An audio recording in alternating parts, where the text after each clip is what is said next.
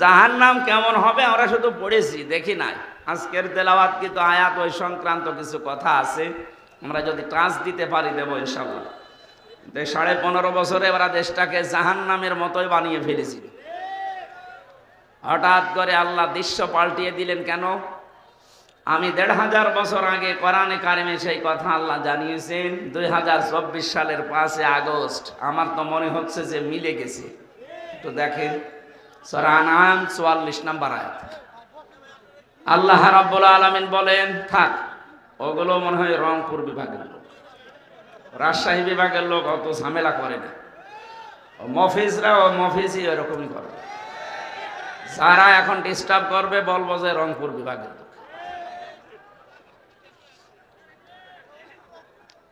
আল্লাহ পাক বলেন ফালাম্মা নাসুমা যুকিরু বিহি ফাতাহনা আলাইহিম আবওয়াবা কুল্লা শাই।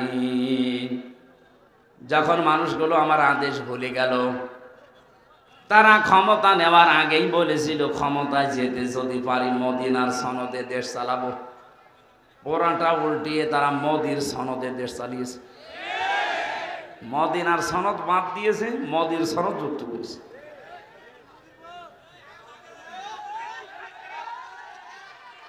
এরাই মোবাইলটা ধরে ওই দূরে কোনো জায়গায় ফিকে মারে। এটা মানুষ নাকি একে একে বিবেক মরে গেছে? হ্যাঁ, মানুষকে ডিস্টার্ব করে খালি।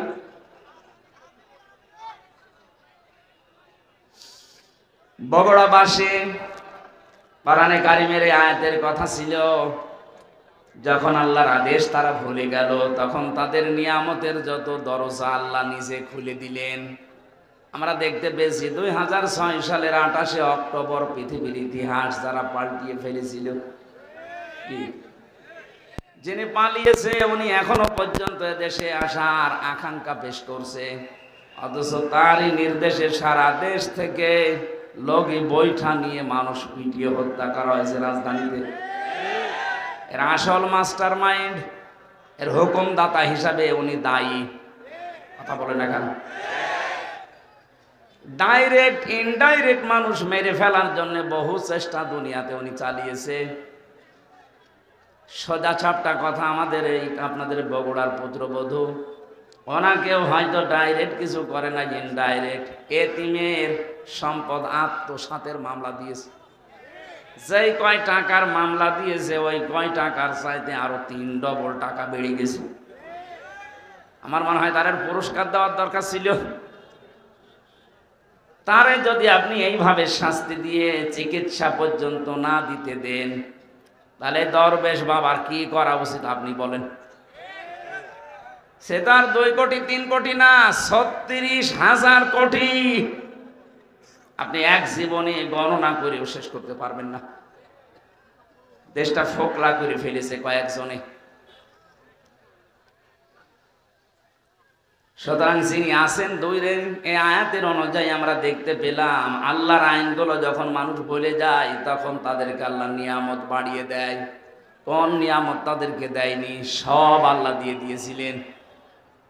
হাত্তা ইযা ফারিহু বিমা উতু, আল্লাহ পাক বলেন এই মানুষগুলো আমার এই নিয়ামত পাওয়ার পরে দানকৃত এই সম্পদ, এই ক্ষমতা, এই প্রভাব প্রতিপত্তি, এই টাকা পয়সা, অর্থ সম্পদ, এই সুস্থতা, এগুলো পাওয়ার পরে ওরা যখন আনন্দে আত্মহারা হয়েছিল, আখাযনাহুম বাগতাতান, হঠাৎ করে আমি আল্লাহ নিজে তাদেরকে ধরলাম। 2024 সালের 5 আগস্টে শুধু ছাত্র জনতা, দেশের জনগণ ওদেরকে ধরে নাই, ধরেছে সরাসরি আল্লাহ। আখাযনাহুম এর ফাইল কর্তা আল্লাহ সরাসরি নিজে। আল্লাহ যদি না ধরতেন, বিএনপি জামাতের মতো এত বড় বড় দল 15.5 বছরে একটা কিচ্ছু করতে পারে না। এদের জীবন কি কম গিয়েছে? এদের কষ্ট, শ্রম, ঘাম কম যায়নি? আমি এক একজনের মামলার সংখ্যা দেখতাম আদালতে। ওই ফাঁসির কন্ডেম সেলের ভেতরে আমার সাথে মাঝে মাঝে দেখা করতে আসতো মানুষ। জিজ্ঞাসা করতে কয়টা মামলা? এক একজন বলছে 313টা, 560টা। ও সারা জীবন চলে যাবে শুধু হাজিরা দিতেই, যদি খালাসও পায়। আপনার বিবেক কোন জায়গায় গিয়েছিল বলেন? একটা মানুষের নামে ৩১৩টা মামলা দেন, আপনি মানুষ? হ্যাঁ, তাও যদি দোষ করে মামলা খায় মেনে নেওয়া যায়। কিচ্ছু জানে না, ঘরে শুয়ে আছে, ঘুমের ভেতরে ঘুম ভেঙার পরে দেখছে জেলখানায়। কি গো, তুই গাছ কেটেছিস কোন সময়? স্বপ্নে। এই কথা বলছিল, এরকম স্বপ্নে মামলা ছিল না দেশে? হাজার হাজার ছিল।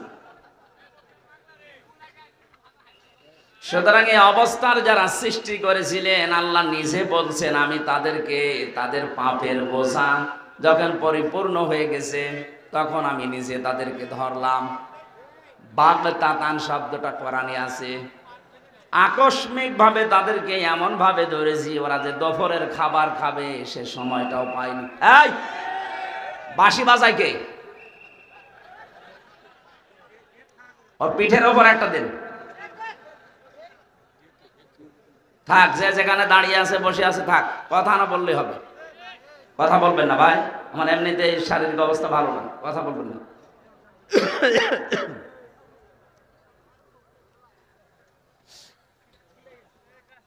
আল্লাহ পাক বলেন ফাইদা হুম মুবলিসুন, এমন অবস্থায় তাদেরকে ধরেছি যে তারা হতাশ হয়ে গেল, নিরাশ হয়ে পড়েছে। এরা যে হতাশ নিরাশ, এদের চেহারার দিকে এখন তাকালে আপনি টের পাবেন। জেলখানায় আমরা যাইনি, যতবার আমাকে আদালতে নিয়েছে কই ওদের চাইতে অপমান আমাদেরকে আরো বেশি করেছে। ওদেরকে তো দেখছি মাথায় এখনো দড়ি দেয়নি, আর আমাদের মাথায় দড়ি দিয়ে নিয়ে যেত।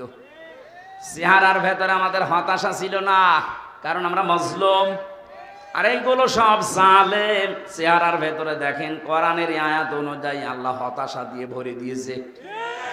মানুষ দেখলে আবেগে একটু আনন্দ করবে, কি পচা ডিম মারতেছে, কথা বলে না কেন?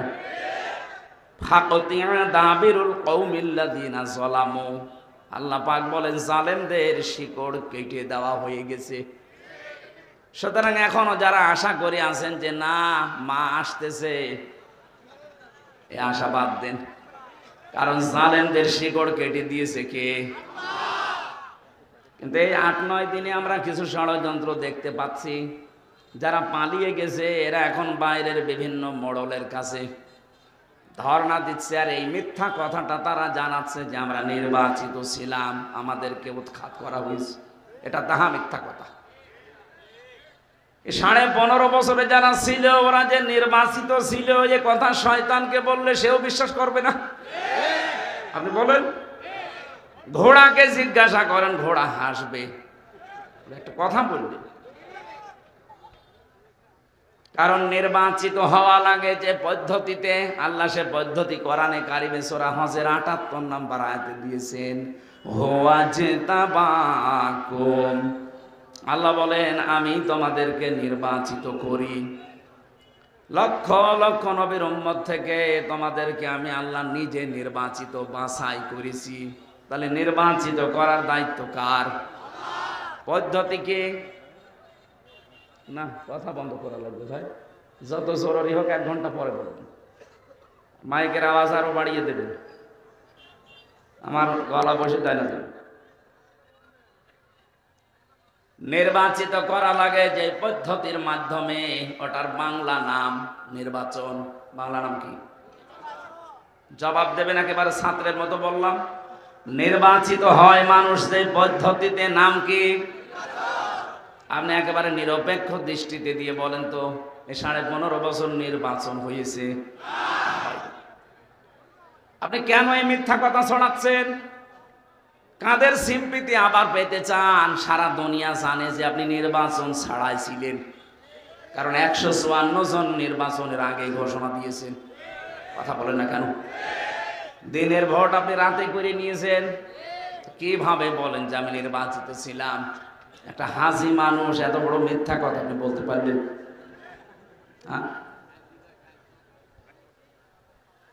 আপনার মেয়ে আপনার ছেলে যদি বলতো আমরা কিছু মনে করতাম না, কারণ তারা মিথ্যা বলে।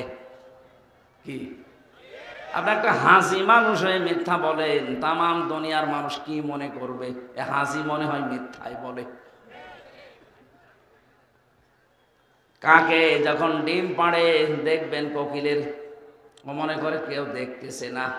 আপনি যে মিথ্যা বলছেন মনে করছেন কেউ জানে না, তামাম দুনিয়া এটা জানে যে আপনি মিথ্যাবাদী। আমার তো মনে হয় যত বছর বয়স ওনার, এতটা সত্য কথা জীবনে আছে কিনা আমার সন্দেহ লাগে। কি কথা বলেন? এই যে এই দুইটা কথা তার প্রমাণ। আপনি বলছেন আমি নির্বাচিত, আরে নির্বাচনিত হয়নি, কিসের নির্বাচিত? বাংলাদেশে যে নির্বাচন হয়নি, আমার সাথে এক ওসি ছিল জেলখানায়, আমারে মাঝে মাঝে এসে বলতো, হুজুর দেখেন তো আমার তওবা হয়েছে কিনা। কিভাবে তওবা করলেন? যে এই যে নির্বাচন গেল, উনি দায়িত্বে ছিল ফেনী, যে নুসরাত হত্যা মামলার। সে নির্বাচনের রাত 12টার পর থেকে আমার যা দলবল আছে এদেরকে সাথে নিয়ে আমি আল্লাহর নামে ভোট কাটা আরম্ভ করলাম। হ্যাঁ, এই যে কোরআন শরীফ আমার সামনে এইভাবে বলছি, আমি আল্লাহর নামে ভোট কাটলাম। ফজর পর্যন্ত কাজ শেষ করার পরে এটা জমা দিয়ে দিলাম বাক্স। গোসল করলাম, ওযু করার পরে 2 রাকাত নামাজ পড়লাম। এবার আমি নামাজ শেষ করে বললাম আস্তাগফিরুল্লাহ, হুজুর আমার তওবা হয়েছে। আপনি তো আল্লাহর কাছে দোষ করেননি যে আস্তাগফিরুল্লাহ পড়বেন, আপনি দোষ করেছেন হামজার কাছে। কথা বলেছেন না? একটা এমপি বানাতে হলে 3.5 লাখ থেকে 4 লাখ মানুষের রায় লাগে, ভোট লাগে, আর আপনি সবাইটা একাই দিয়ে দিলেন আর বলছেন হুজুর আমি আস্তাগফিরুল্লাহ পড়লাম। আগে আমার মতো 4 লাখ হামজার কাছে যে স্বীকার করবেন, বলবেন যে আমার ভুল হয়ে গেছে, এখন কি করব বলেন। তারা যদি মন থেকে বলে ঠিক আছে মাফ করে দিলাম যান, তাহলে আপনি মাফ পাবেন। কথা বলেন না কেন? ভয়ঙ্কর বিষয়। এই কয় বছরের ভেতরে অনেক হামজা দুনিয়া থেকে বিদায় নিয়েছে, আপনি তাদের কাছে মাফ চাবেন কি করে? এই জন্য 15.5 বছরে যারা জুলুম, অত্যাচার, নির্যাতন, বিশেষ করে আয়না ঘরের সাথে যারা জড়িত, গুম আর খুনের সাথে যারা জড়িত, এ মানুষগুলো যদি শুধু এখন আস্তাগফিরুল্লাহ পড়ে, জীবনও মাফ হবে না।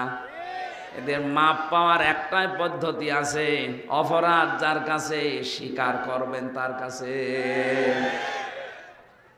আপনার কারণে এই লোকটা 15.5 বছর ব্যবসা করতে পারে নাই। আপনি সাদাবাজি করে, মিথ্যা মামলা দিয়ে, মিথ্যা সাক্ষী দিয়ে এরকম বহু মানুষের জীবন নষ্ট করে দিয়েছেন।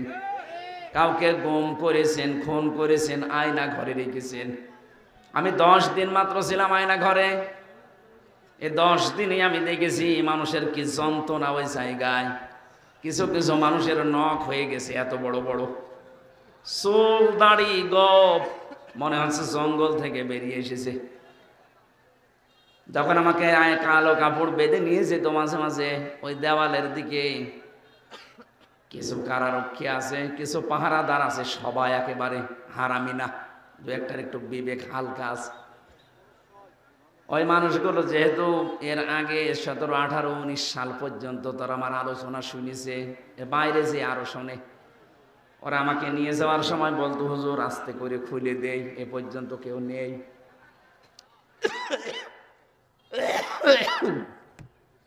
মাটির নিচে ওই সুড়ঙ্গ ঘর দিয়ে যখন নিয়েছে, এত বড় বড় নখ হয়ে গেছে, দেওয়ালের সাথে খুশিয়ে খুশিয়ে কেউ কেউ লিখেছে, মোবাইল নাম্বার দিয়ে নিচে লিখে দিয়েছে, ভাই যদি মাইরে যেতে পারেন এ নাম্বারে বলবেন যে আমি বেঁচে আছি। আপনি কি করেছেন টের পাচ্ছেন? আপনি যদি মেরে ফেলতেন, ইলিয়াস আলীকে ধরার পরে যদি আপনি মেরে ফেলে বলতেন তাকে মেরে ফেলেছি, তার বউটা অন্তত অন্য জায়গায় বিয়ে করতে পারতো। কথা বলে না কেন? তার ছেলে, ওই ছোট্ট ছোট্ট মেয়েগুলো জানতো যে বাবা মারা গেছে, এখনো পর্যন্ত আপনি জানালেনও না যে লোকটা মরে গেছে, অথচ তাকে বহু আগে আপনি মেরে ফেলেছেন। এই গম, এটা আমার মনে হয় মানুষ হত্যার চাইতেও বড় অপরাধ। এদেশে কিয়ামতের আগে যারাই আসবে, এই গম নামক এত বড় মানবতা বিরোধী কাজ যেন কিয়ামত পর্যন্ত তুলে দেয়। আপনি মেরে ফেলেন একটা মানুষকে তার অপরাধের জন্য, আপনি গম করবেন কোন কারণে? কত ক্ষতি হয় জানেন? এটাই আমার 10টা দিনের ভেতরে আমার বাবা, মা, স্ত্রী, আমার 2টা মেয়ে পাগল হয়ে গেছে 10 দিন মাত্র।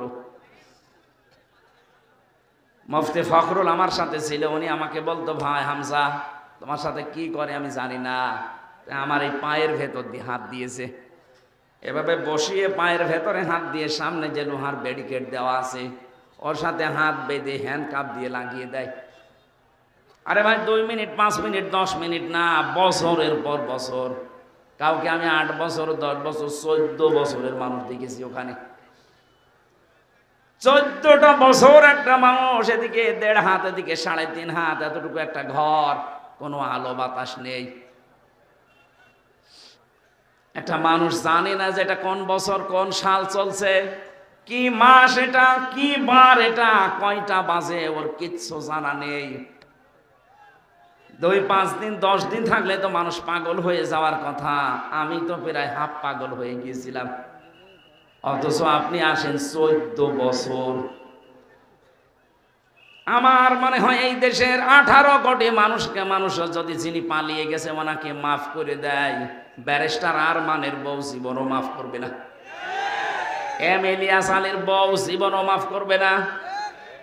আপনি ওই জায়গায় থাকলে বুঝতে পারতেন কি করেছেন। এ কঠিন অবস্থাগুলো আপনি তৈরি করলেন, আর এখন বলছেন আস্তাগফিরুল্লাহ, আল্লাহ আমাকে মাফ করে দেন।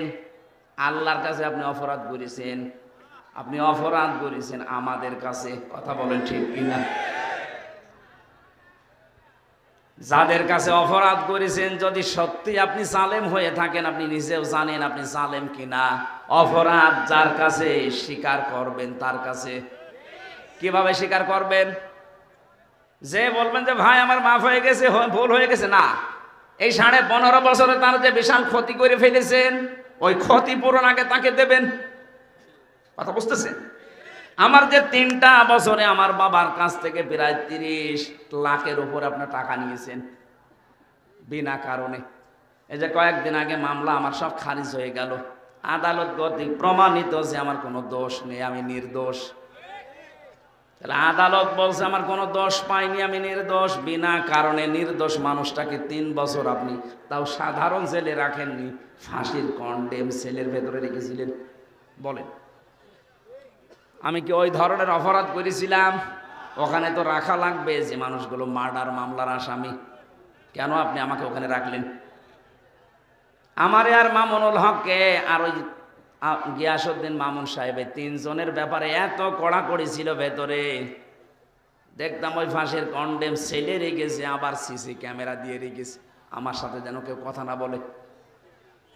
এত মানসিক কষ্ট, খাবারের কষ্ট, যোগাযোগ বিচ্ছিন্ন করে রেখেছিলেন। আর আপনি এখন আস্তাগফিরুল্লাহ পড়বেন, আল্লাহ আপনাকে মাফ করে দেবে। তা আমরা কি করছি? হায় 15.5 বছর আবার আপনাকে আমি বাঁচাতে চাই। যদি সত্যি মাপ পেতে চান, এই মায়া কান্না বাদ দিয়ে সত্যি যদি মাপ পেতে চান, যার কাছে যে অপরাধ করেছেন এই অপরাধ স্বীকার করেন, আর ওই অপরাধের জন্য যা যা ক্ষতি হয়েছে ক্ষতিপূরণ দেন। কাউকে মিথ্যা মামলা দিয়েছেন, মিথ্যা সাক্ষী দিয়ে তাকে 5 বছর জেল খাটিয়েছেন, ওই 5 বছরে তার যে বিশাল ক্ষতি করে ফেললেন, ওই ক্ষতিপূরণ আপনাকে দেওয়া লাগবে। আমার মনে হয় এই তাওবা যদি বাংলাদেশে আরম্ভ হয়, আগামীতে যারাই রাষ্ট্রনায়ক হবে, আগামীতে যারাই দেশ নায়ক হবে, তারাও চিন্তা ভাবনা করে দেশ চালাবে। কথা বলেন না কেন? আর এই তাওবা যদি না হয় দেশে, এ পৃথিবীতে সন্ত্রাস মুক্ত করা কখনোই সম্ভব হবে না। মানুষের ভেতরে যে আছে, দিন দিন এদের অপরাধ প্রবণতা বাড়তে থাকবে। আমরা আশা করি আজকে থেকে অপরাধ যার কাছে করবেন, ক্ষমা চাবেন তার কাছে। একটা হাদিস বলছে, যুবতী মেয়ে এসে বলে, হে রাসূল আমি জেনা করে ফেলেছি। নবীজি বললেন কাউকে বলবা না, চলে যাও। মেয়েটি আবার এসে বলে, হে রাসূল আমি জেনা করেছি। বগুড়া বাসে নবীজি 3বার মেয়েটাকে ঘুরিয়ে দিলেন। মেয়েটি আবার সামনে এসে বলে, হে রাসূল আমাকে মুক্ত করেন, আমি এই জেনার গোনা নিয়ে মারা যেতে চাই না। আমি জানি 3টা অপরাধের শাস্তি মরণের পরে ডবল করে আল্লাহ দেবে। কয়টা? আরো জোরে বলেন। ওয়াল্লাযীনা লা ইয়াদউনা মা'আল্লাহি ইলাহান আখারা। এক নম্বরে দুনিয়ায় যারা আল্লাহর সাথে অন্য কাউকে ডাকে তাদের শাস্তি ডবল হবে। আর এটা বাংলাদেশে বেশি। আল্লাহকে ডাকছে, কিছুক্ষণ পরে দেখবেন ইয়ালি বাবা, কেল্লা বাবা, ফতে বাবা, এগুলো চট্টগ্রাম বিভাগে বেশি। কথা বলেছে না কেন? এই কুমিল্লা, ব্রাহ্মণবাড়িয়ায় আপনি দেখবেন ইন্টারনেটে কি জিকির চলছে। কিছুক্ষণ আল্লাহর জিকির করার পরে দেখবেন উল্টাপাল্টা জিকির। কথা বলেন না কেন? তাহলে আল্লাহর সাথে যারা অন্য কাউকে ডাকবে এদের শাস্তি হবে ডবল। ওয়ালা ইয়াকতুলুনা আন-নাফসাল্লাতী হারামাল্লাহু ইল্লা বিল হক। যারা অন্যায়ভাবে মানুষ হত্যা করে। 2024 সালের আগস্টের 5 তারিখের আগ পর্যন্ত 3732 জন মানুষ মারা গেছে সরকারি জরিপে। এদের একটাও আপনি দলিল দিতে পারবেন কোন কারণে মারলেন এদের? এই যে মানুষ হত্যার সাথে যারা জড়িত ছিলেন টপ টু বটন প্রত্যেকের শাস্তি ডবল হবে। কথা বলে না কেন? মানুষ হত্যার সাথে যারা জড়িত তাদের বাঁচার জন্য একটাই পদ্ধতি আছে, তাদের মেরে ফেলা লাগবে। এটা আমি বানিয়ে বললাম। সূরা বাকারার 178 নম্বর আয়াতে আছে এই যে কিসাসের বিধান আল্লাহ এমনিতে দেয়নি, দুনিয়ার ভারসাম্য রক্ষা করার জন্য আল্লাহ এটা দিয়েছেন।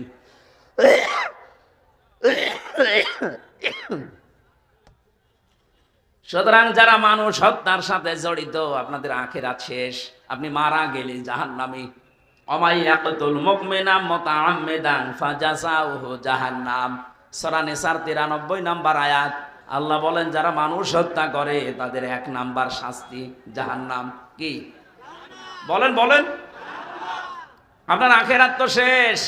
দুনিয়ায় যদি আপনি বৈধভাবে এখন বেঁচে থাকতে চান, যারা এই 3732 জন মানুষ হত্যার সাথে জড়িত, ফাইনাল কথা তাদের মেরে ফেলা লাগবে। কোনো বুদ্ধি নেই আর। 3 নম্বরে ওয়ালা ইয়াজনুন, জেনা করবা না। যারা দুনিয়ায় জেনা করে এই মানুষগুলোর শাস্তি কয়টা? ডবল। বলেন বলেন। মেয়েটি বলছে হে রাসূল আমি জেনা করে ফেলেছি, গর্ভবতী হয়ে গেছি। বিশ্ব নবী বললেন তোমার অপরাধ হয়েছে কিন্তু বাচ্চাটার অপরাধ নেই, ওটা আগে খালাস হোক। খালাস হওয়ার সঙ্গে সঙ্গে আসবো, আমি বিচার করে দেব। যে এসেছে বলে হে নবী এই যে আমার বাচ্চা, আপনি আমাকে মুক্ত করেন অপরাধ থেকে। ও বগুড়াবাসী আমার কথা হচ্ছে, মেয়েটা আরবি ভাষার লোক, আরব দেশের। তার ভাষা মাতৃভাষা কি? বলেন বলেন। নবীজি কি তাকে বলতে পারতেন না ঠিক আছে যা হয়েছে হয়েছে, গোপনে আস্তাগফিরুল্লাহ পড়ে নাও? আর তাকে কি আস্তাগফিরুল্লাহ মুখস্থ করানো লাগতো? সে তো তার মুখস্থ আছে, কারণ সে আরবি ভাষার লোক, একবার শুনলেই তো পড়ে ফেলতো। সে কি আস্তাগফিরুল্লাহ পড়লে তার মাফ হয়ে গেছে? কেন নবীজি তাকে বললেন যে ঠিক আছে যাও? 10 মাস 10 দিন পরে এসেছে বাচ্চাটা নিয়ে, বললেন না এখনই হবে না, তোমার স্তনের দুধ আছে, এই বাচ্চার অধিকার 2 বছর, এটা আগে কমপ্লিট করে আসো। বাচ্চাটা যখন শক্ত খাবার খাওয়া শিখবে তখন আসবা। ঠিক এসেছে। যখন আসলেন ডাক দিয়ে বললেন হে রাসূল তাড়াতাড়ি করেন। সে কিন্তু জানে যে বিচার কি হবে, সে নিজে জেনে এসেছে। বিশ্বনবী নিজে ছেলেটাকে এক সাহাবীর আন্ডারে দিয়ে দিলেন। ডাক দিয়ে বললেন একে মাটির ভেতরে গেড়ে দাও। চারিদিক থেকে পাথর মারা আরম্ভ হয়ে গেছে। হযরতে খালিদ ইবনে ওয়ালিদ বলেন এত জোরে একটা পাথর নিক্ষেপ করলাম, একটা ফিনকে দিয়ে রক্ত এসে আমার শরীরে লেগে গেছে। আমি বরদোয়া দিয়েছিলাম, ভৎসনা দিয়েছিলাম। নবীজির কানে কথাটা যাওয়ার পরেই বিশ্বনবী বললেন খালিদ থামো, আমি নবী, তুমি নবী না। আমি যা জানি তুমি জানো না, আমি যা দেখতে পাই তুমি দেখতে পাও না। আমি দেখতে পেয়েছি আজরাইল 70,000 ফেরেশতা নিয়ে আকাশ থেকে নাজিল হয়ে আমাকে বলছে হে রাসূল এই মহিলার যে তাওবা, এর যে অনুশোচনা, এর যে কর্মকাণ্ড দেখিয়ে গেল দুনিয়ায়, এমন ভাবে যদি কোনো জালেম তাওবা করে যেতে পারে আল্লাহ তাকেও মাফ করে দেবে। কি বুঝলেন আপনি এই ছোট্ট স্টোরি থেকে? শুধু অপরাধ করে আস্তাগফিরুল্লাহ পড়লে যদি মাফ হয়ে যেত, হ্যাঁ, আস্তাগফিরুল্লাহ পড়লে আপনার জীবনে যে গুনাহগুলো আল্লাহর সাথে ঘটেছে, আল্লাহর অধিকার নষ্ট করেছেন, ওইগুলো মাফ হবে। আপনি সব সময় এই জন্য পড়বেন ইস্তেগফার, আস্তাগফিরুল্লাহ, আস্তাগফিরুল্লাহ। কিন্তু তাওবা যদি কেউ করতে চায়, তাওবা করলে জীবনের অপরাধ শুধু মাফ হয় না, ওই জায়গাটা আল্লাহ পুরা ফাঁকা করে দেয়, বাকি জায়গাটা আমার আল্লাহ পুরা নেকি দিয়ে পাল্টিয়ে দেয়। ইল্লা মান তাবা ওয়া আমানা ওয়া আমিলা আমালান সলিহা ফাউলাইকা ইউবাদদিলুল্লাহু সাইয়্যাতিহিম হাসানাত। দুইটাই বহু বচন।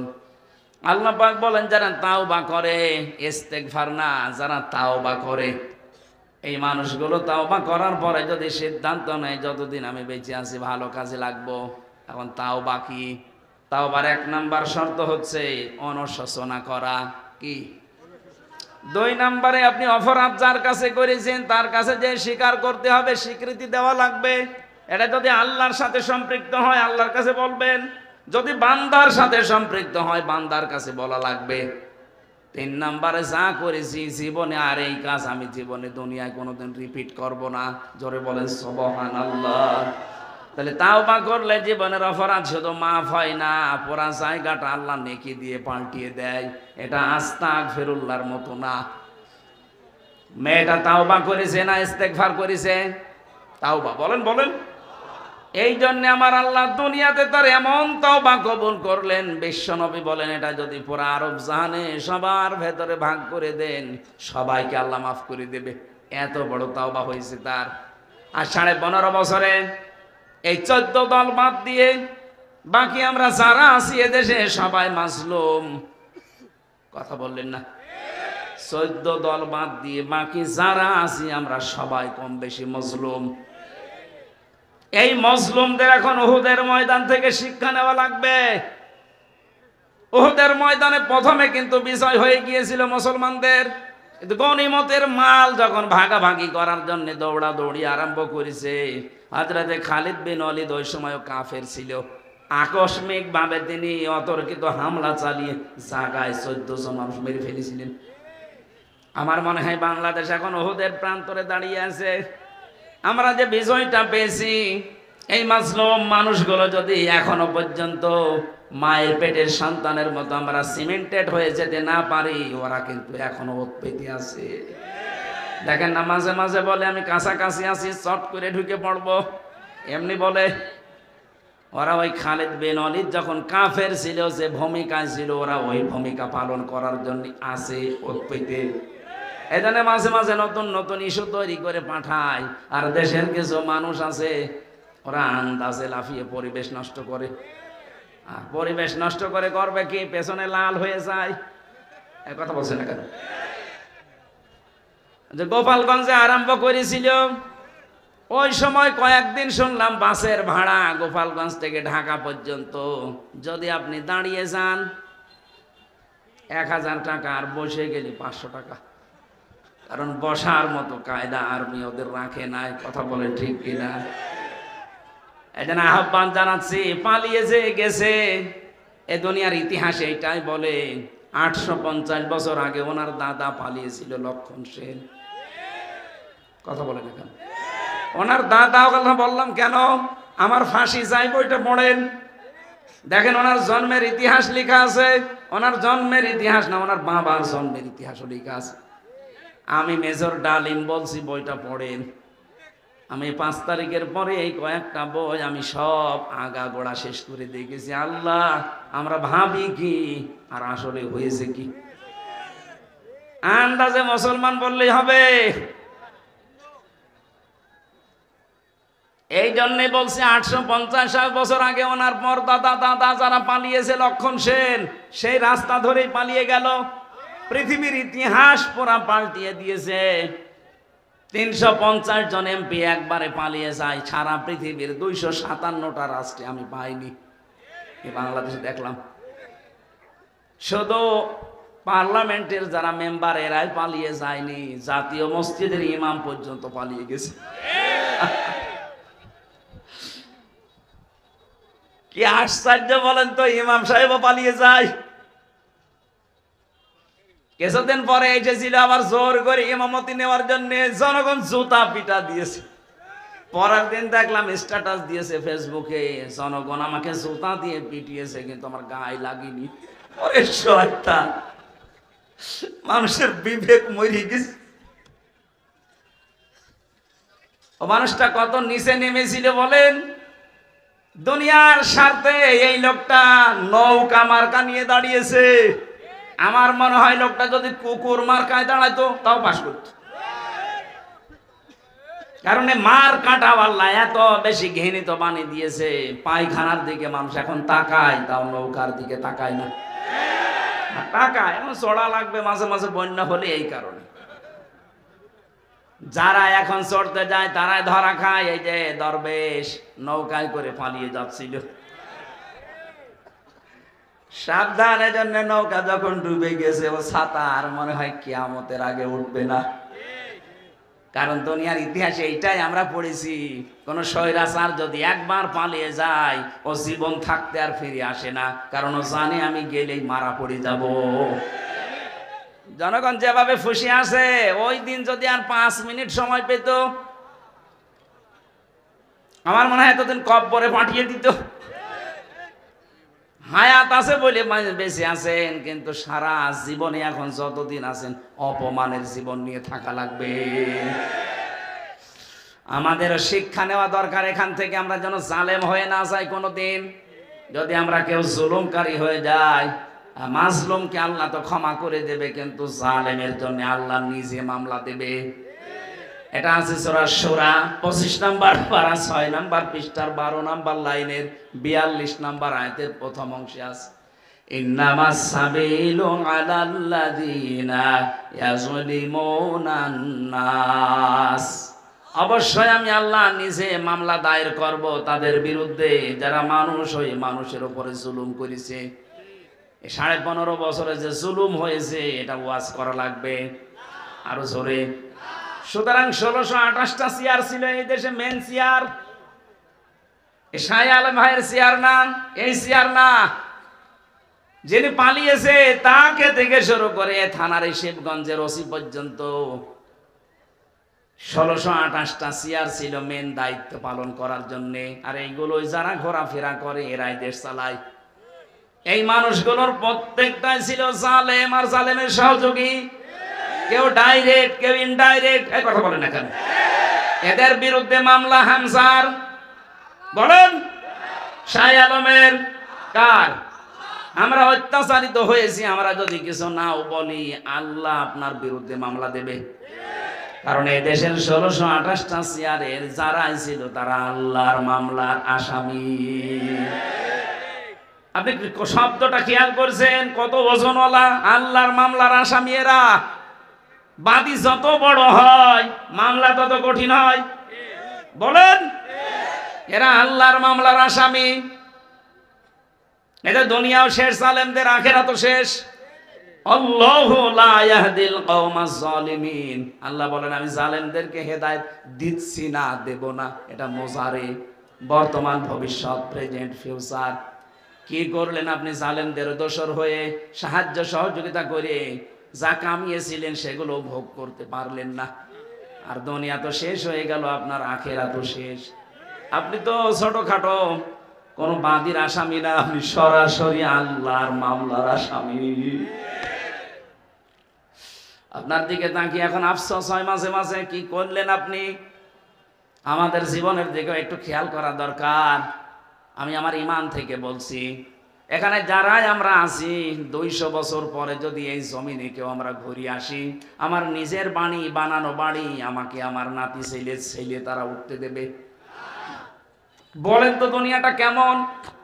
এই বাড়ি ঘর জমি জায়গার জন্য এমন কোনো কিছু করি নাই, সব আমার জীবনে ছিল, সে বৈধ অবৈধ বলেন।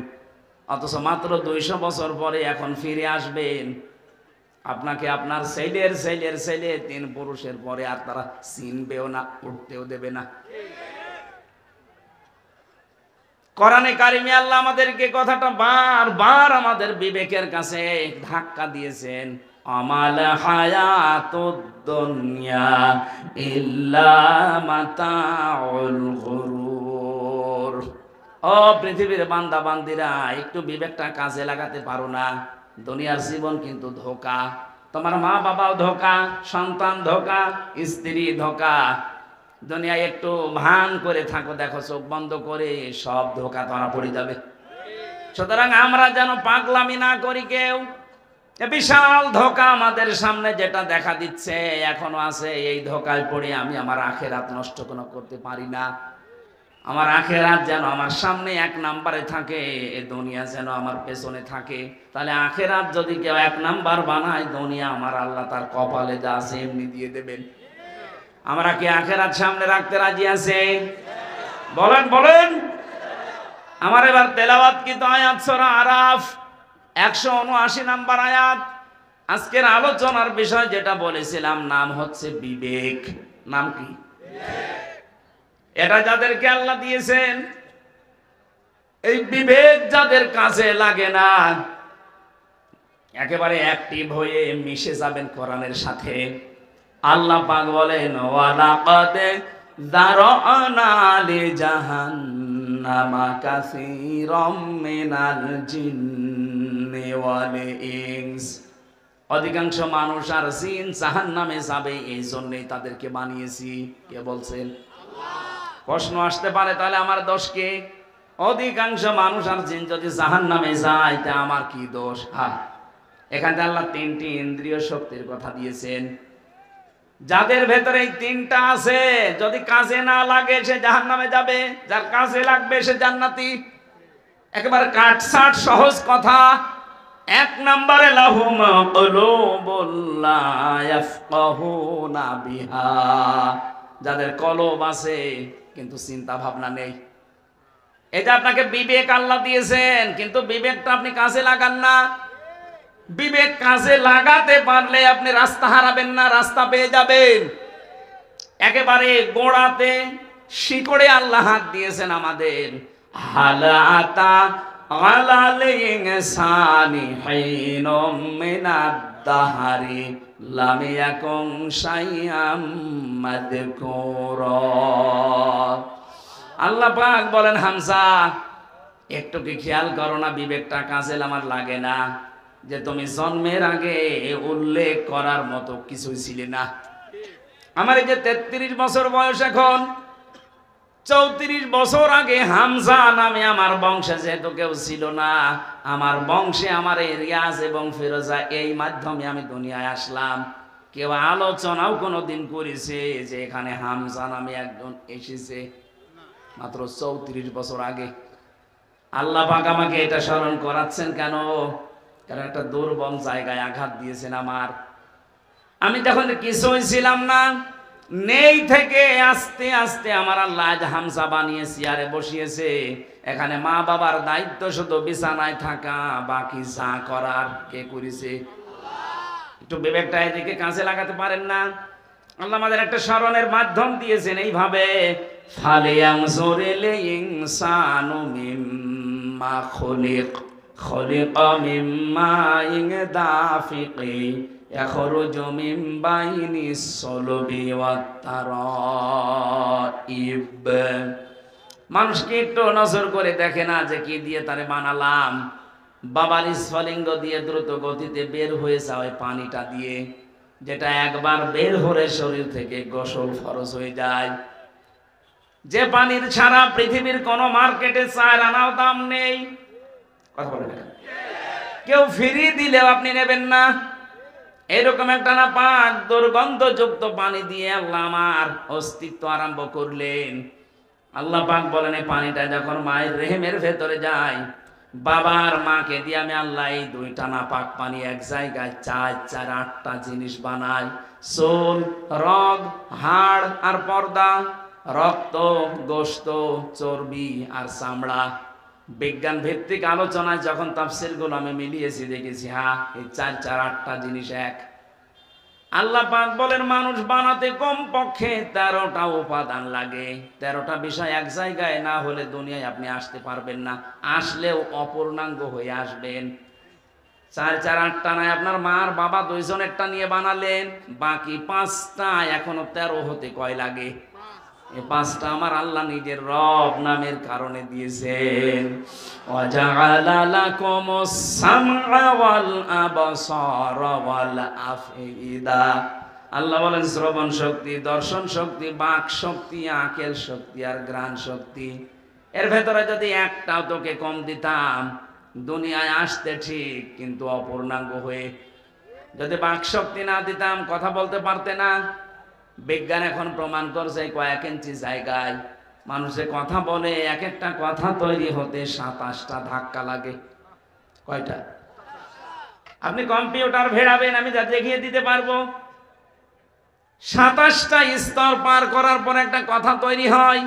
পৃথিবীর কেউ আপনাকে এই কথা বলার যোগ্যতা দেয়নি, দিয়েছে কে? দুঃখজনক হলো সত্য, এই 15.5 বছরে আল্লাহর এই বাক শক্তি জালেমরা কেড়ে নিয়েছিল। ওরা বন্ধ করে দিয়েছিল আমাদের কথা বলার যোগ্যতা। কথা বললেও বলতে পারতাম না। কথা বলে না কেন? কথা তো বলবো আমার মনে যেটা আছে, যেটা বৈধ কথা ওইটা, অথচ আমাদের কণ্ঠনালী চেপে ধরত। আমরা চাই কিয়ামতের আগে আমাদের এই বাক শক্তি কেউ যেন রুদ্ধ করে দিতে না পারে। কথা বলেন। আমার এই অধিকার আমার আল্লাহ দিয়েছেন, আপনি কেন বন্ধ করলেন? কোরআনে কারিমে আল্লাহ যত বড় বড় রহমতের কথা তিনি জানিয়েছেন, তার ভেতরে 4টার কথা সবচাইতে বেশি জানিয়েছেন। 1 নম্বরে আর রহমানু আল্লামাল কোরআন খালাকাল ইনসানা আল্লামাহুল বায়ান। আল্লাহ পাক বলেন, আমি যে রহমান, আমার দয়া দেখতে চাও, পৃথিবীর সবচাইতে বড় দয়া কোরআনে কারিম তোমাদেরকে দেওয়া। লক্ষ লক্ষ নবী পাঠিয়েছিলাম দুনিয়ায়, কোন নবীকে আমি আল্লাহ কোরআন দেয়নি, তোমাদেরকে দিয়েছি। এটা আমার বড় নিয়ামত। এটাই শুধু না, আমি তোমাদেরকে মানুষ বানিয়েছি। মায়ের পেটের ভেতরে আমি আল্লাহ নিজে তোমাদের মানুষ বানিয়ে শেষ করে দেইনি, কথা বলার যোগ্যতা দিয়েছি। এই যে কথা বলতে পারা কত বড় নিয়ামত। এই আয়াতের ব্যাখ্যায় হাদিস এসেছে, বিশ্বনবী জানিয়েছেন, বিজ্ঞান তো বলেছে 27টা স্তর পার করা লাগে, নবীজি বলেছেন প্রতিটি স্তরে একটা একটা করে আল্লাহর ফেরেশতা বসে আছে। এর কাছে ও, ওর কাছে এ, এর কাছে এ, এভাবে সিরিয়াল আকারে দিতে দিতে সর্বশেষ আমাদের এই মুখের গর্ত দিয়ে একটা কথা আল্লাহ বের করে দেয়। ধাক্কা লাগে কয়টা? 27। বলেন বলেন। আপনাকে যদি এই শক্তিটা আল্লাহ বাক শক্তি না দিত, বাকি 4টা দিত, তাহলে আপনি আসতেন কিন্তু বোবা হয়ে, কথা বলতে পারতেন না। আরে ভাই, এইটার জন্য তো কিয়ামত পর্যন্ত সেজদায় পড়ে থাকার কথা। দর্শন শক্তি আল্লাহ আমাদেরকে দিয়েছেন, আলাহুম আ'য়ুনুল লা ইউবসিরুনা বিহা। কি হয়েছে? চোখ দিলাম তোদেরকে, কেন দেখিস না? যেটা দেখার দরকার মানুষ ওটা দেখে না, যেটা দেখা দরকার না, নিষিদ্ধ, ওইটার দিকে মানুষের চোখ বেশি। বলেন, একটু কন্ট্রোল করা যায় না নিজেকে? আজ কত মানুষ নিজের বৈধ স্ত্রী বাদ দিয়ে পরকীয়া প্রেমে 180 মাইল বেগে লাইন চালাচ্ছে। নাকি এলাকায় শুরু হয়নি? নিষিদ্ধ বস্তু দেখতে দেখতে চোখের পর্দা কালো হয়ে গেছে। যেটা দেখা দরকার না ওইটা যদি কেউ বারবার দেখে, আমার আল্লাহ চোখের উপরে 2টা জিনিস দান করে, তার বৈধ জিনিসগুলোর প্রতি ঘৃণা জন্মিয়ে যায়। সেদিন একজন স্ট্যাটাস দিয়েছিল আমাকে, বলছে আমার বৈধ স্ত্রী কয়েক বছর সংসার করার পর একটা সন্তানও দিয়েছে, কিন্তু এখন আমার আর ভালো লাগে না। বাইরের মেয়ে লোক দেখলে খুব ভালো লাগে, আনন্দ লাগে। বললাম, এই রোগ থেকে মুক্ত হওয়ার জন্য 2টা পদ্ধতি আল্লাহ দিয়েছেন, ঔষধ।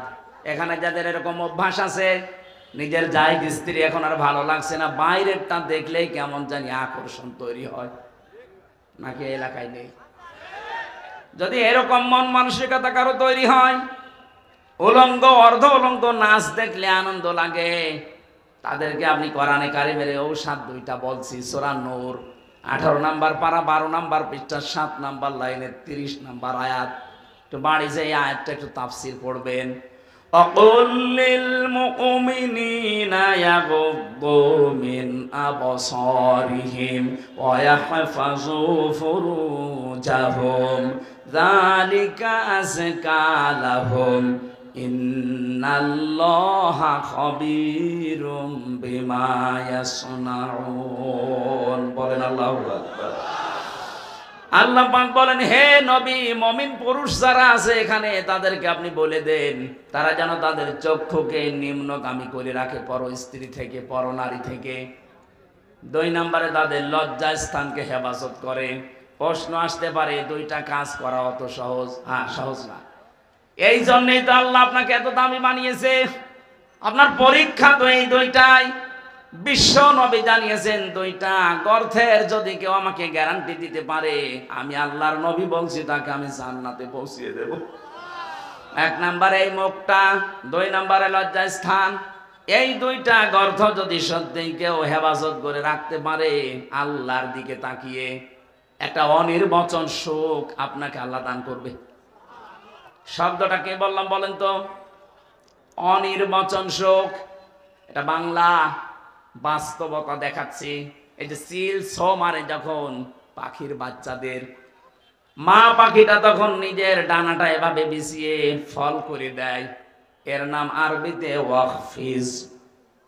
আল্লাহ বলেন ডানা এভাবে ডাউন করার পরে ফল করে দেয়, যখন শাট করার পরে যখন ফল করে, তোমরা দেখতে পাও পাখির এই মরগুলো এত মোলায়েম, এত নরম, এত সফট, একটার সাথে আরেকটা যখন মিলে যায়, ডাউন করার পরে যখন ফল করে, এর নিচে বাচ্চাগুলো যে একটা আনন্দ পায় যায়, ওদের মনে মনে এই চিন্তা, এই বিশ্বাস তৈরি হয় যে যেখানে আসি এখানে অন্তত দুনিয়ার কেউ ছো মেরে নিয়ে যেতে পারবে না।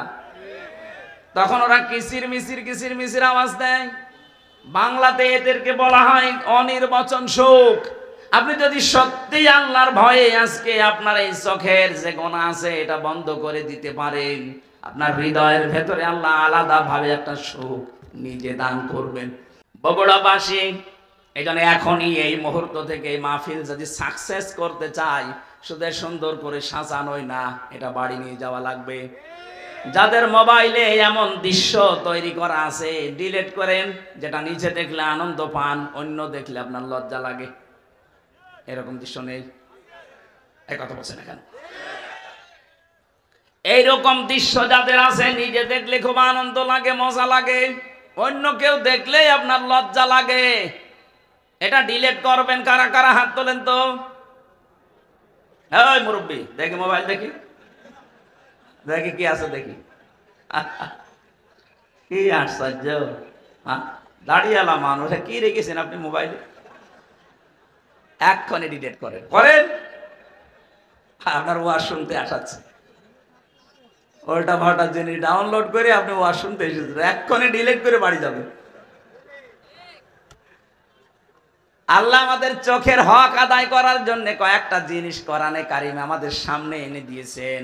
আফালা ইয়ানজুরুনা ইলাল ইবিলি কাইফা খুলিকাত ওয়া ইলাস সামাই কাইফা রুফিআত ওয়া ইলাল জিবালি কাইফা নুসিবাত ওয়া ইলাল আরদি কাইফা সুতিহাত।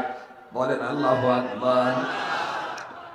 আল্লাহ পাক বলেন, ও দুনিয়ার মানুষেরা, নজর করে একটু দেখতে পারো না? চোখ দিলাম, উঠের দিকে তাকাতে পারো না? মরুভূমির জাহাজ বানিয়েছি ওইটা আমি। তোমরা একটু জমিনের দিকে তাকাতে পারো না? এটা বিছানা বানিয়ে দিয়েছি। ওই আকাশের দিকে তাকাও, খুঁটি ছাড়া বিশাল ছাদ মাথার উপরে রেখে দিয়েছি। পাহাড়ের দিকে তাকাও, পেরেক স্বরূপ পাহাড়কে আমি জমিনের সাথে গেড়ে দিয়েছি। ও বন্ধুরা, পেরেক যখন মানুষ মারে, যে তক্তার উপরে পেরেক মারা না নেই? এই পেরেক যখন মারে তক্তার উপরে, ওই যে সামনে একটা আল বেরিয়ে থাকে চ্যাপটা মতো, এই চ্যাপটা অংশ এতটুকু হলে ভেতরে যা গিয়েছে চ্যাপটার চাইতে 20 গুণ বড়। কথা বলেন কেন? আপনি পেরেক যদি এইটা, আল্লাহ বলেন পেরেকের মতো পাহাড়কে জমিনে গেড়ে দিলাম, তার মানে পাহাড় যত বড় আছে উপরে তাতে 20 ডবল নিচে আল্লাহ গেড়ে দিয়েছেন। এই যে পঞ্চগড়ের পাশে হিমালয় পাহাড়, আপনি চিন্তা করেন ৩৬,০০০ ফিট, এত বড় বিশাল পাহাড়, উপরে যদি থাকে ভেতরে এরকম ২০ গুণ আল্লাহ কেটে দিয়েছেন। আল্লাহর ক্ষমতা কি সাথে বিশ্বাস করি আল্লাহ একজন আছে। আরে ভাই, তার ক্ষমতা কি জানেন? কিয়ামতের আগে তা ৭ তবক আসমান আর জমিন পুরাতন কাপড়ের মতো আল্লাহ নিজের হাতের ভেতরে গুটিয়ে নেবেন। জোরে বলেন আল্লাহু আকবার। আল্লাহ আমাদেরকে এগুলো দেখিয়ে দেখিয়ে আমাদের বিবেকটা নাড়া দিচ্ছে। কি হয়েছে তোদের? আমার ক্ষমতা সম্পর্কে ধারণা আসে না? ৮, ৫, ১৩টা জিনিস এক হয়ে যাওয়ার পরে আস্তে করে মায়ের পেট থেকে ধরে নিয়ে আসলাম, তোর একটা বারের জন্য বিবেক কাছে লাগে না? কেন তোরে আমি এভাবে বানিয়ে নিয়ে আসলাম? পৃথিবীর অন্যান্য সৃষ্টিকে, এ মানুষগুলো এই সৃষ্টি জগৎকে আমি কত দুনিয়ায় তাদেরকেও নিয়ে আসি, কিন্তু এত সম্মান দিয়ে নিয়ে আসি না। শুধু আশরাফুল মাখলুকাত হিসাবে তোদেরকে আমি এত সম্মান দিয়ে দুনিয়ায় নিয়ে আসি। মারা যাওয়ার পরে তোদেরকে আমি ফেলে দেব যেখানে সেখানে না, তাদের সম্মানজনক একটা দাফন কাফনের ব্যবস্থা পর্যন্ত আমাদের করা লাগে। কথা বলেন ঠিক কিনা? যে আদমকে এত সম্মান দিলেন বিবেকের কারণে। কিসের কারণে? বিবেক আছে বলে আপনার এত সম্মান। বিবেক না থাকলে আপনি যদি পাগল হয়ে যান, আপনার এত সম্মান দুনিয়ায় কেউ দেবে না। সুতরাং আপনার যে বিবেক আছে এটা আজকে থেকেই কাজে লাগাবেন। এমনকি জাহান্নামে যাবে যারা, মেন গেটে যে ফেরেশতা দাঁড়িয়ে আছে, দারোয়ান ফেরেশতা মালিক, ও জিজ্ঞাসা করবে, আলাম ইয়াতিকুম রাসূলুম মিনকুম ইয়াতলুনা আলাইকুম আয়াতি রাব্বিকুম ওয়া ইউনযিরুনাকুম লিকা ইয়াউমিকুম হাযা। কি তোমাদের কাছে কি নবী রাসূল যায়নি? এই জাহান্নামের যে আযাবের কথাগুলো তারা কি তোমাদেরকে শোনায়নি, সতর্ক করেনি? প্রত্যেকটি জাহান্নামী মানুষগুলো এক বাক্যে জবাব দেবে, ক্বালু বালা ক্বাদ জানা নাযীর। হ্যাঁ, আমাদের কাছে সতর্ক বার্তা নিয়ে এসেছিল। নবী হয়তো আসে নাই, নবীর ওয়ারিসরা এসেছিল। সত্য কথা বলতে হবে, মিথ্যা বলা যাবে না। সত্য পথে চলা লাগবে, মিথ্যা পথে চলা যাবে না। সত্যকে মিথ্যার সাথে মিশ্রণ করা যাবে না। দায়িত্ব জীবনে যেইটা যেইটা আছে পালন করা লাগবে, এই কথাগুলো আমাদের স্মরণ করিয়েছিল। কিন্তু মনে মনে ভাবতাম এইটা আর বলতাম, ফাকাল্লাবনা ওয়া কুলনা মা নাযালাল্লাহু মিন শাই। মনে হয় এটা মিথ্যা কথা বলছে, এরকম কিছু আল্লাহ নাযিল করেনি। এরকম ধারণা এই দেশে কারণ নেই। এখন এত ভেঙে ভেঙে কথা বলার পরে অনেকের মনের ধারণা না, এ মনে হয় আল্লাহ এরকম কথা দেয়নি, আমি কি বানিয়ে বলছি? বলেন বলেন। তখন ওরা এক বাক্যে জাহান্নামের ফেরেশতা দারওয়ানের কাছে বলবে, লাউ কুন্না নাসমাউ আও নাকিলু মা কুন্না ফি আসহাবিস সাঈর। আমরা যদি ওই জামানায় কথাগুলো শুনতাম জীবিত অবস্থায়, আর যদি বিবেক কাজে লাগাতাম, তাহলে আজকে এই জাহান্নামে আমাদের আশা লাগতো না। বগুড়াবাসী, বিবেক যাদের আছে এখনো কিন্তু কাজে লাগান, নয়তো জাহান্নামী হয়ে যাবেন। বিশ্বনবী মেয়েদের সম্পর্কে জানিয়েছেন, নেককার মহিলা আল্লাহর কাছে 4টা গুণ বিশিষ্ট নারী। 1 নম্বরে ইদা নাজারা ইলাইহা সাররাতুহু, যার দিকে স্বামী তাকালে স্বামীকে আনন্দ দেয়। আজ হাজারো মহিলা পরিবারে এটা করে না, এটা মনে করে দুনিয়ার কাজ না, এটা আখিরাতের কাজ। স্বামী বাইরে থেকে যখনই আসবে, আপনার কথাবার্তা দিয়ে, অভ্যর্থনা দিয়ে, ওয়েলকাম দিয়ে, ব্যবহার আচার দিয়ে, খেদমত দিয়ে, যেভাবেই হোক তার মনটা তরুতাজা করা লাগবে। নবীজি বলেছেন, কোন মহিলা যদি স্বামীকে আনন্দ দিতে গিয়ে, হাসি খুশি করতে গিয়ে দাঁত বের করে ফেলে, যেই কয়টা দাঁত তার স্বামী দেখে আনন্দ পাবে, ওই কয়টা সওয়াব পাবে। ওরা দাঁত দেখায় স্বামী বাদ দিয়ে বিয়াইকে, দোলা ভাইকে। কথা বলে না কেন?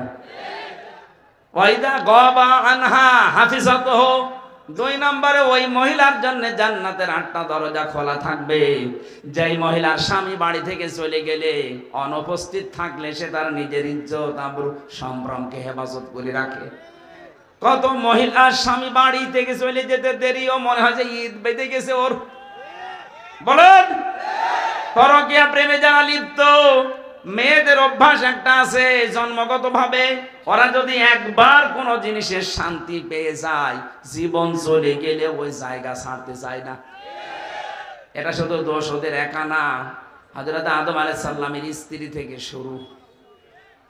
জান্নাতে যখন ছিল, শয়তান যে মেন গেটে বলছিল, আকাসামাহুমা ইন্নী লাকুমা লামিনান নাসিহিন, আমরা আল্লাহর নামে কসম দিয়ে বলছি আমি তোমাদের হিতাকাঙ্ক্ষী। গোপন ভিত্তিতে সংবাদ পেয়েছি যে আল্লাহ তোমাদেরকে আরামের শান্তির জায়গায় বেশি দিন রাখবে না, তোমাদের তাড়িয়ে দেবে। হযরত হাওয়া আলাইহিস সালাম আগে পেছনে চিন্তা না করে মনে করলেন, কি এত বড় আরামের জায়গায় থাকতে পারবো না, মানে বলছে কি করা লাগবে তাই বলেন, যা করা লাগে আরামের জায়গায় থাকতে আমি তাই করব। শয়তানের জন্য টার্গেট নিয়েছিল মহিলাকে, কাকে বলেন বলেন? মেয়েদের চক্রান্ত যে কত ভয়ঙ্কর, জান্নাত থেকে পর্যন্ত আমাদের চলে আসা লেগেছে। 15.5 বছরে মেয়ে লোকের চক্রান্ত আপনি দেখতে পেলেন না?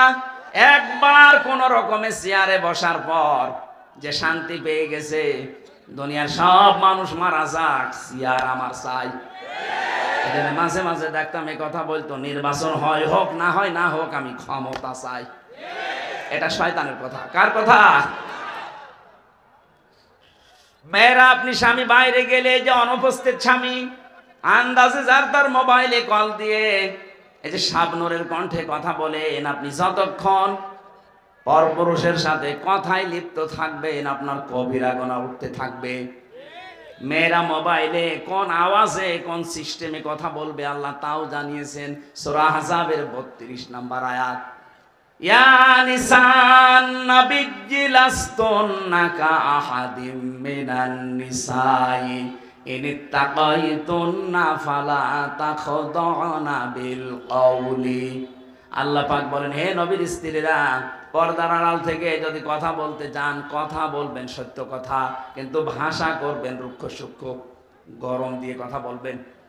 যার সাথে কথা বলছেন ওনার মনের ভেতরে যদি শয়তান কোনো কিছু ওয়াসওয়াসা দেয়, ওইটা আর কাজে লাগবে না। আপনি মোবাইলে কথা বলতে হলে প্রথমে সালাম দিয়ে জিজ্ঞাসা করে, যদি স্বামী কোথায়, বলে স্বামী আছে বাথরুমে অন্য জায়গায়, কি কি দরকার, এমন সাজালো গলায় বলবেন। যদি পরপুরুষ হয়, ওর মনের ভেতরে শয়তান উকি ঝুঁকি দিয়ে ওর সঙ্গে সঙ্গে পাল্টিয়ে যাবে। মনে মনে ভাববে, আল্লাহ এ কি মহিলা না আজরাইল।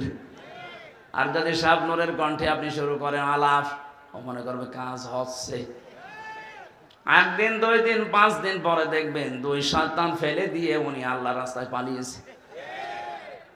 এই জন্য স্বামী যখন বাড়ি থাকে না, স্বামীর সন্তান, স্বামীর সম্পদ, স্বামীর ইজ্জত আবরু হেফাজত করে রাখা নেককার মহিলার গুণ। 3 নাম্বার, ওয়াতুইনু আলা দীনি যাওজাতিহা, যখন স্বামী বাইরে থেকে দিনের কাজ কারবার করার জন্য থাকবে, তখন তাকে আপনি ছাড় দেবেন, সাহায্য করবেন, সহযোগিতা করবেন, উৎসাহ দেবেন। তো অধিকাংশ মহিলারা এটাই নেই। দিনের কাজে, মানবতার কাজে, 10টা মানুষের কর্মসংস্থান তৈরি করার জন্য স্বামী কাজ করছে, আপনি তার উৎসাহ দেবেন। আরো কথা বলে দেখা, একটা মসজিদ বানিয়ে দিলে কয়জন মানুষ নামাজ পড়বে? নাই 2000। কথা বলে না কেন? একটা রাস্তা যদি কেউ সংস্কার করে দেয়, একটা ব্রিজ বানিয়ে দেয়, লক্ষ লক্ষ মানুষ রাস্তায় হাঁটবে। 1000 মসজিদ বানানোর চাইতে একটা ব্রিজ কালভার্ট সংস্কার করা আল্লাহর কাছে দামি। এরকম মানবতার পক্ষে যে কাজগুলো, মানবতাকে সাহায্য করার জন্য, আল্লাহর দ্বীন প্রচারের জন্য, কায়েমের জন্য, প্রতিষ্ঠার জন্য যারা কাজ করে বেড়ায়, নেককার স্ত্রীর কর্তব্য হচ্ছে তাকে উৎসাহ দেওয়া, সাহায্য করা। খাদিজাতুল কুবরা এইটাই করেছিলেন নবীর জন্য। এই জন্য আল্লাহ তাকে নিজে সালাম পাঠিয়েছেন। সুবহানাল্লাহ বলতে পারেন না? আপনাকে সালাম দেবে কি করে? আপনি তার বাধা দেন। আপনার স্বামী কি মদ গাঁজা খেয়ে বেড়াচ্ছে? সে তো মানবতার পক্ষে কাজ করছে, 10টা মানুষের কর্মসংস্থান তৈরির জন্য চেষ্টা চালাচ্ছে। সমাজের জন্য কাজ করে যারা, মানবতার জন্য, ইসলামের জন্য, তাদের স্ত্রীরা যেন ছাড় দেয়, সাহায্য করে, উৎসাহ দেয়। এটা নেককার মহিলা। 4 নম্বরে, স্বামী যেটা পছন্দ করে নেককার হতে চাইলে ওইটা আপনাকে পছন্দ করা লাগবে যদি জায়েজ হয়। আমি সহ যত স্বামী এখানে আছি, প্রতিটি স্বামী আমরা চাই এবং পছন্দ করি মন থেকে, যে কোরআন হাতে নিয়ে বলছি, মন থেকে আমি চাই এবং পছন্দ করি বিয়ের পরে যেন আমার মা বাবা আমার সাথে থাকে। কথা বলে না কেন? ওখান থেকে শুধু হাওয়া দেয়, আর কতদিন থাকবে একসাথে? আরামে খেতে চাইলে আলাদা হ। এরকম শাশুড়ি আর বড় শালি কার আছে? হাত তোলেন তো। একজন আছে না? কি ইয়ার কি মারার কথা না? ওরা আছে, সত্যি আছে। সম্মানিত মা বোনেরা, আপনি মনে করছেন আমি নামাজ পড়ি, রোজা রাখি, কালো বোরকা পরি, জান্নাত আমি পাবো না? পাবে কি? কে বলিস আপনি জান্নাত যাবেন? জান্নাতে যেতে হলে আপনার স্বামী যেটা পছন্দ করে ওটা যদি জায়েজ হয়, আল্লাহর কসম আপনার কষ্ট হলেও মেনে নেওয়া লাগবে। এই যে কয়েকদিন আমি গিয়েছিলাম আগে নীলফামারী কিশোরগঞ্জ থানা, একটা বৃদ্ধাশ্রমে ঢুকলাম। কতগুলো মা আর বাবা বসে আছে, তাদের চোখের দিকে তাকালেই মনে হচ্ছে ওরা সন্তানের জন্য বদদুয়া দিচ্ছে। কত কষ্ট লাগে একটা সন্তান বড় করতে। যারা বাবা আছে জিজ্ঞাসা করে দেখেন, একটা ছেলে একটা মেয়ের পেছনে 25 বছর 22 বছর শ্রম দেওয়ার পরে তার বিয়ে দেওয়া হয়। আমার মনে হয় আমার এই ছোট্ট মেয়েটাকে নিয়ে আমি যে ঝামেলায় আছি, আমাকে নিয়ে আমার বাবা মা ঠিক এই ঝামেলায় ছিল। প্রতিটি মানুষের পেছনে তার মা বাবা ঠিক এইভাবে শ্রম দিয়েছে। অথচ লাইন ধরে এই লাইনে বাবা, এই লাইনে মা বসে আছে বৃদ্ধাশ্রমে, সবগুলোর সন্তানই আছে। এতে সন্তানগুলো নিজেরা বড় ধাক্কা সহ্য করতে না পেরে বৃদ্ধাশ্রমে মাকে রেখে গেছে। সূরা আরাফ পড়েছি। আরাফের প্রথম বাংলা অর্থ হচ্ছে আরাফ মানে প্রাচীর। আরাফ মানে, নবীজি বলেন জান্নাত আর জাহান্নামের মাঝে আল্লাহ একটা প্রাচীর দিয়ে রাখবে। কিছু মানুষকে আল্লাহ দাঁড় করিয়ে দেবে, ওদেরকে আল্লাহ জাহান্নামও দেবে না, জান্নাতেও দেবে না। সাহাবী প্রশ্ন করলেন, হুজুর জান্নাতে দেবে না কেন? নবীজি বলেন এরা আর যাই করুক মা বাবার হক আদায় করতো না, তাদের সাথে খারাপ ব্যবহার করতো। আজকে গতকালকে বগুড়াতে একটা ছেলে মাকে জবাই পর্যন্ত করে ফেলেছে।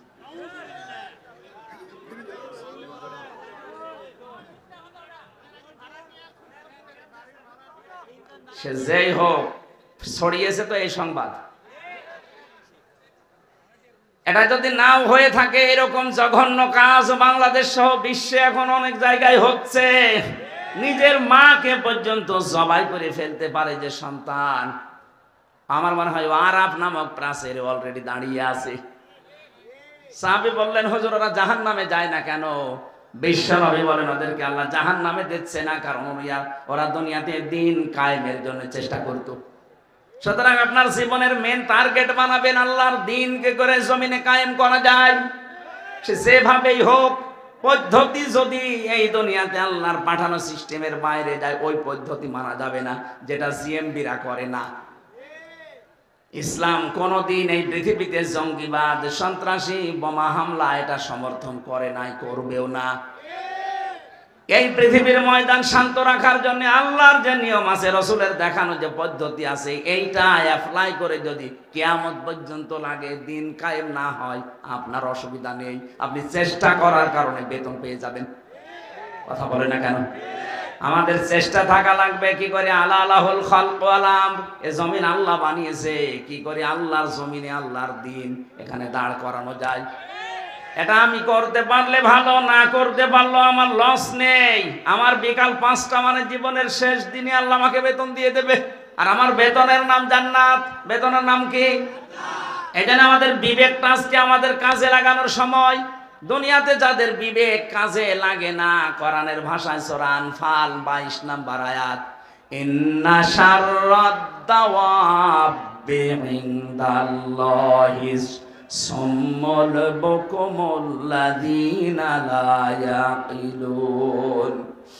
দুনিয়াতে যাদের বিবেক কাজে লাগে না, আল্লাহ বলেন হে নবী ওদেরকে মানুষের মতো দেখতে মনে হলে ওগুলো জানোয়ারের চাইতেও খারাপ।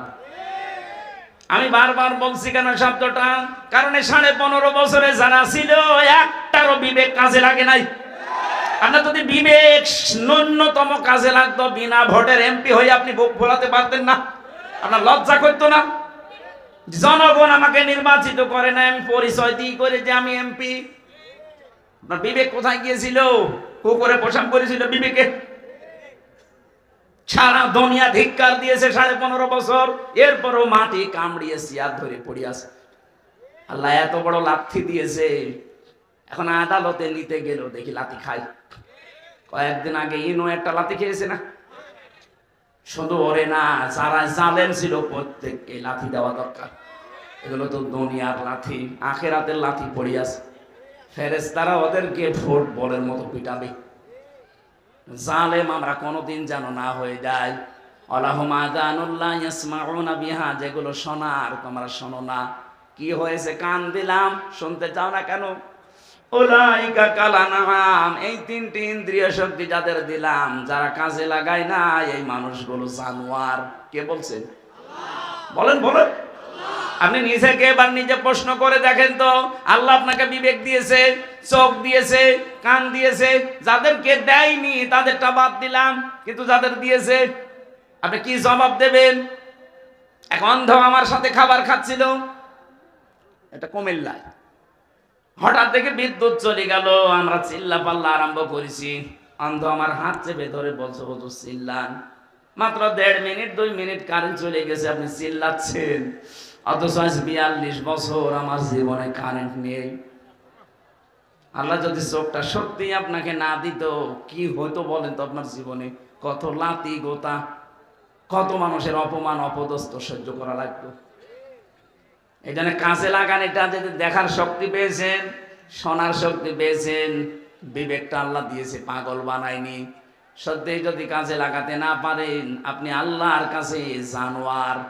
আল্লাহ বলেন বালুহুমা দল, তার চাইতেও তুই আমার কাছে নিকৃষ্ট। উলাইকা হুমুল গাফিলুন, তুই গাফেল। আর গাফেলের জন্য আল্লাহর বানানো বাগান জান্নাত নেই। মেয়েদেরকে যে 4টা কথা বললাম, যখনই স্বামী আপনার দিকে নজর দেবে, স্বামীকে খুশি করবেন। স্বামী বাইরে গেলে হেফাজতে রাখবেন নিজের লজ্জাস্থান, নিজের সন্তান, স্বামীর সম্পদ। 3 নম্বরে স্বামীকে সাহায্য করবেন, মানবতার কাজে, দিনের কাজে উৎসাহ দেবেন। 4 নম্বরে স্বামী যেটা পছন্দ করে, যদি জায়েজ হয়, কষ্ট হলে ওইটা সাপোর্ট করবেন। আল্লাহ মেয়েদের এই 4টা গুণ যদি অর্জন হয়, নবীজি বলেন জান্নাতের 8টা দরজায় আল্লাহ তার জন্য উন্মুক্ত করে রাখবে। আজকে আমাদের জীবনে আল্লাহ যেন পুরাটা সেট করে দেয়, বলেন আমিন। কিভাবে আল্লাহ বানিয়েছেন আমাদেরকে, আমি রেফারেন্স ছাড়া জেলখানায় বসে বসে বই তৈরি করেছিলাম। বাইরে এসে ওগুলো রেফারেন্স দিয়ে দিয়ে ছেড়েছি। ওই যে গাড়িতে আছে সৃষ্টি জগতের সূচনা, মেয়েদের জীবন সম্পর্কে লেখা আছে, ছেলেদের আছে। যাওয়ার সময় ওটা আপনার স্ত্রীকে, মেয়েকে, বউকে, ফুফুকে ওদেরকে উপহার দেবেন। ওই যে গাড়ি আছে মনে হয় এই গেটে আছে, ওগুলো যাওয়ার সময় নিয়ে যান। আজকের মতো কালকে যেহেতু অনুষ্ঠান আছে, আরো বড় মাওলানা আসবে, আজিজুল ইসলাম ভাই, আমি দোয়া করে শেষ করছি, ওটা যাওয়ার সময় নিয়ে যান। আল্লাহুম্মা আমিন। লা ইলাহা ইল্লা আনতা সুবহানাক ইন্নী কুনতু মিনাজ জালিমিন। রব্বুল আলামিন 2 দিন ব্যাপী তাফসীরুল কোরআন মাহফিলের প্রথম দিনে বগুড়া শিবগঞ্জের কিচকের এই মাটিতে আমরা হাত তুলেছি। যত মানুষ আমরা কোরআনের কথাগুলো এই 1.5 ঘন্টা পর্যন্ত শুনলাম, আমাদেরকে মাফ করে দাও। আলোচনা সওয়াবগুলো নবীজির রওজায় পৌঁছিয়ে দাও। মা বাপ যারা হারিয়ে ফেলেছে, আল্লাহ মা বাপকে ক্ষমা করে দাও। রব্বুল আলামিন বগুড়ার মাটি মানুষের সন্তান শহীদ রাষ্ট্রপতি জিয়াউর রহমানকে কবরে তুমি মাফ করে জান্নাত দিয়ে দাও। তার স্ত্রী অসুস্থ, আল্লাহ শেফায়ে কামেলা জিলা নসিব করে দাও। তার ছোট সন্তান তার দুনিয়া থেকে বিদায় নিয়েছে, আল্লাহ তার কোকো ভাইয়ের কবরকেও জান্নাত বানাও। রব্বুল আলামিন শ্রদ্ধাভাজন বড় ভাই জনাব তারেক জিয়া, এই মাটির সন্তান, নির্বাসিত হয়ে আছে নিজের দেশ থেকে, কতটা বছর পাড়ি জমিয়ে প্রবাসে পড়ে আছে। আল্লাহ তাআলা সম্মানের সাথে, ইজ্জতের সাথে এ দেশের সন্তান এ দেশের মাটিতে ফিরিয়ে দাও। কোরআনে কারীম দিয়ে দেশ চলছে, এটা দেখে মরার সুযোগ করে দাও। মাহফিলের প্রধান অতিথি অধ্যক্ষ মীর শাহ আলম, আল্লাহ তাআলা এ নামের ভেতরে যেটা লুকিয়ে আছে, তাকে তুমি ওই জায়গায় পৌঁছিয়ে দাও।